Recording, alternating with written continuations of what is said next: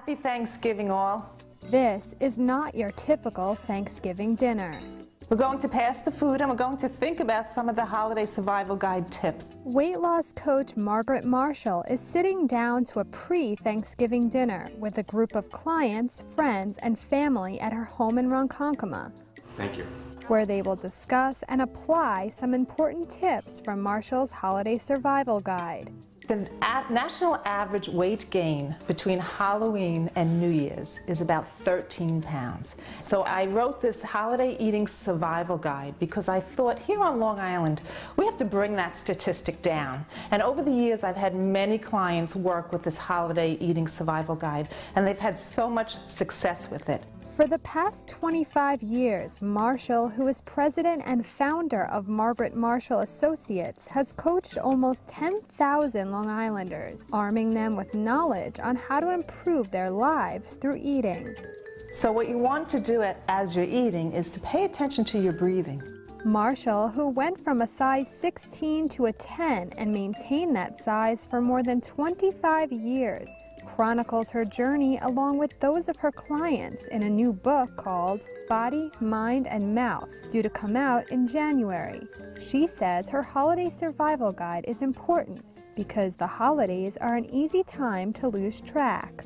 I think what happens with holiday meals, at least what I have found in my experience working in this industry, it starts with Halloween, it starts with all of the candy, you get all of that sugar into your bloodstream and it just starts calling for more. And then it's very difficult to pull it back. People are overtaxed, they're working harder, they're working longer, especially if they work in retail. They have family coming in from out of town, they want everything to be perfect, and the one thing they don't think about is themselves. In her holiday survival guide, Marshall offers several tips. She will describe 4 of them for push pause. Rate all the food being offered from 1 to 10.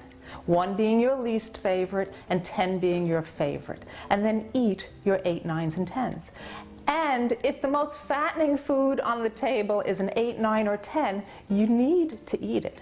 But anything that's rated underneath an 8, it's mediocre to you. And you could probably have it every day of the year. So leave that out for the holiday and just make sure you eat your 8, 9s, and 10s. The next tip is see your plate. When you put your food on the plate, if it's not overlapping and you can see your plate through your food, there's little valleys in there, you have automatic portion control. Another tip that I would give you is to limit booze. Limit alcohol. I'm not saying don't have any, I'm saying limit it, because drinking alcohol will lower your resistance to temptation and it tends to make you eat more. The 4th tip that I would give you, don't overcompensate on the days before or after the holiday by eating as little as possible, because that technique will lead to overeating. Go back to eating your regular eating each day before and after the holiday. Lorraine Kutzing, who has been working with Marshall for the past 6 years and has been able to lose and keep off 25 pounds, says she uses the holiday guide every year, and this year is no different. Well, I think one of the biggest problems I have is that when the food is on a platter on the table, I'm going to be reaching for it. And the same for my guests. So what I would do is remove the platters so that the temptation to overeat is taken away and just not have all the food sitting on the table for people, including myself, to reach for. Well, I think the key word that Margaret has instilled in me is the word mindful. And it's just being mindful of what you eat. And Marian Caravias, who met Marshall in the late 1980s and has been successful with Marshall's program, agrees with this mindfulness. Well, something she said and in the program really struck home with me. And it was something I never really thought about before, and that was actually about breathing.